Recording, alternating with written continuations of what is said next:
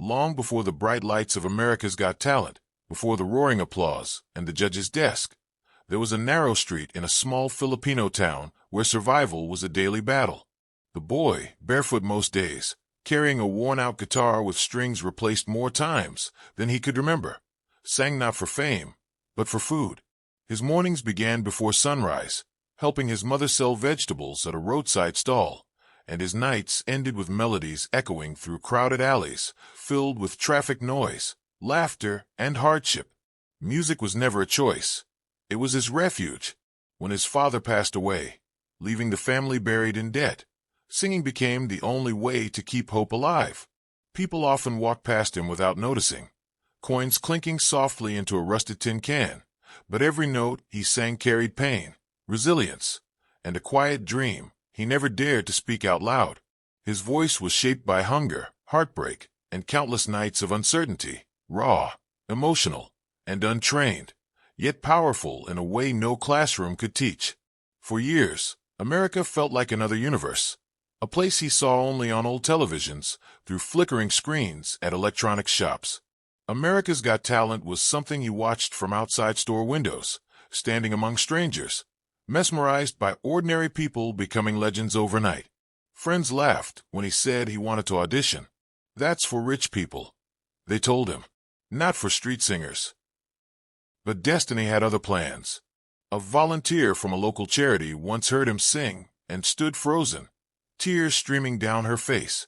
She recorded a short video, uploaded it online, and within weeks, strangers from across the world began sharing it. Donations came in, enough to buy a plane ticket, enough to dream. On the day he left the Philippines, his mother hugged him tightly, whispering prayers into his ear, unsure if she would ever see him again. With nothing but a borrowed jacket and his guitar, he stepped onto a plane, not as a street singer, but as a symbol of every unheard voice still echoing in the streets he left behind. When he finally stood on the AGT stage, the atmosphere was heavy with skepticism. His clothes were simple, his accent thick, his posture humble. Simon Cowell raised an eyebrow, not unkindly, but cautiously. He had seen thousands like him before. "Tell us about yourself," Simon asked. The boy's voice trembled as he spoke about singing on the streets, about sleeping hungry, about his mother waiting back home, praying. The audience listened politely, unsure what to expect. Then the music began. The first note stopped everything. Conversations died. Cameras zoomed in. His voice was fragile yet explosive, cracked with emotion but perfectly controlled, telling a story of loss, survival, and longing. It didn't sound rehearsed, it sounded lived. Every lyric felt like a confession, every high note a cry for a life beyond poverty. Halfway through the song, audience members were already wiping tears. By the final chorus, the entire theater was holding its breath, completely unprepared for the emotional storm unfolding before them. Simon Cowell is known for his composure, his sharp critiques, and his unreadable expressions. But this time was different. As the last note faded, Simon looked down, silent. His eyes glistened. He pressed his lips together, trying, and failing, to hide his emotions. The crowd noticed first. Gasps rippled through the theater. Simon Cowell, the toughest judge in television history, was wiping away tears. "I've heard a lot of voices," he finally said, his voice cracking. "But yours comes from a place you can't fake." He spoke about pain, about truth, about how music should make people feel something real. The boy stood frozen, overwhelmed, tears streaming down his own face. When Simon stood up to give a standing ovation, something he rarely does, the entire theater erupted. Judges followed. The audience rose. For a moment, it wasn't a competition anymore. It was humanity recognizing itself in a single voice. Then came the moment that would alter everything.